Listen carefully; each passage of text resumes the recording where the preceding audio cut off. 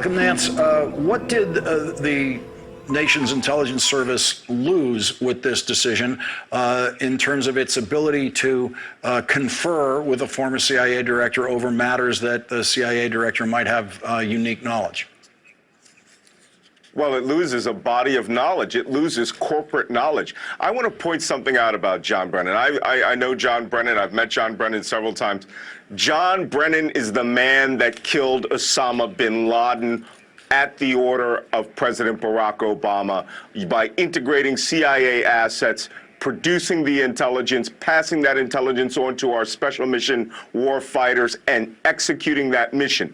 He has unique intelligence knowledge, which must be shared with his successors, and his opinion, which should be brought forth whenever this nation needs to defend itself. Donald Trump does not concern himself with the protection of this nation. He concerns himself with the protection of Donald Trump. And so he allows, as Steve said, people like Jared Kushner, who made contact with the Russians and asked for secure cryptographic communications to hide his back channel from the CIA and the NSA. He should not be cleared. John Brennan should be cleared. At this point, Donald Trump has given more top secret information to the Russians just through inadvertent disclosure than the clearance that John Brennan has had. So this is an anathema. Let's listen to what John Brennan told Nicole Wallace today about his service to both Democratic and Republican presidents and the way he thinks this is actually the way this feels for him today. Let's listen to this. I served for 6 presidents, 3 Republicans and 3 Democrats, and I don't think there was ever a time that any intelligence or law enforcement and security professional questioned whether the President of the United States was taking their information seriously. So this is, I think, a sad time. We will come out from it, under it.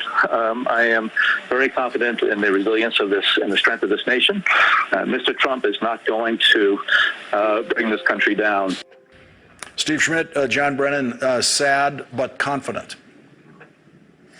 Well, look, Lawrence, I think that one of the things that we have to do as a country is to recognize how abnormal all of this is and to talk seriously with each other about a president who is purposely divisive, who pits Americans against each other, who incites the worst instincts and the worst impulses in the country, and to look around the world and to ask a question. Is the country in decline? And when you look at the signs, it's hard to argue that we are not, and that there's a fundamental choice lying ahead for the American people in what I would argue is the most important midterm election in American history coming in November, and then the most important presidential election since the election of 1864, which was frankly a referendum on whether we would continue to be a country or not. The next presidential election will mark a choice for this country about whether it goes down a path of inexorable decline or begins an era of renewal following Donald Trump. He is right that it is a resilient country, and John Brennan is right to have faith in America, but our inheritance that was given to us by such sacrifice by generation of American patriots is not an entitlement. We are not guaranteed greatness in our future. And when you have a president as reckless, as incompetent, as mean-spirited as Donald Trump, when you see the brokenness in our politics, the pitting of American against American to the degree that we're seeing, it is not necessarily the case that everything is going to be okay. And I think there's a real lack of imagination in the country's mind about the damage that a president as incompetent, reckless, ignorant as this one could cause in the world. So I appreciate the director's optimism, but I'm someone who is deeply concerned, deeply worried about the trajectory that this vile president has the country on. Let's listen to more of what John Brennan told Nicole Wallace, talking about the president's dishonesty, his lack of integrity, his nastiness, especially the nastiness we've seen in the last couple of days. Let's listen to this.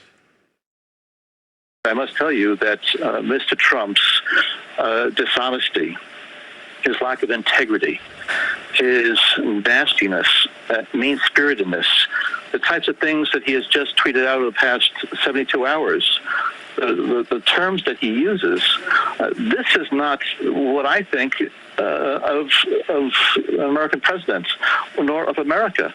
We're better than this. We have to be better than this. And we have been a shining example to the world, and Mr. Trump is letting this country down. Malcolm Nance, John Brennan pleading that we are better than this.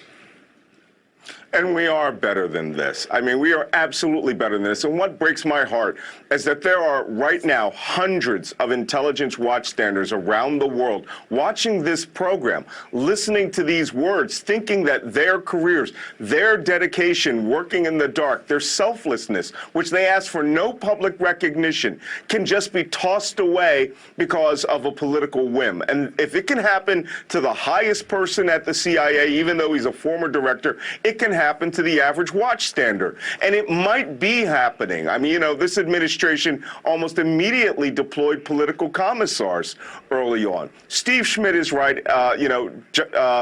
This administration is incompetent. And their incompetence shows their meanness, their ruthlessness, and their utter villainy to a certain extent. But, I'm in Philadelphia, and every time I come here, where I was born, I'm just reminded back to the Declaration of Independence, which addressed this at one time, where I paraphrase, a prince with the characteristics that's marked such as a tyrant is unfit to be the leader of a free people. And that's where we are. Malcolm Nance, Steve Schmidt, thank you for leading us off tonight. Really appreciate it.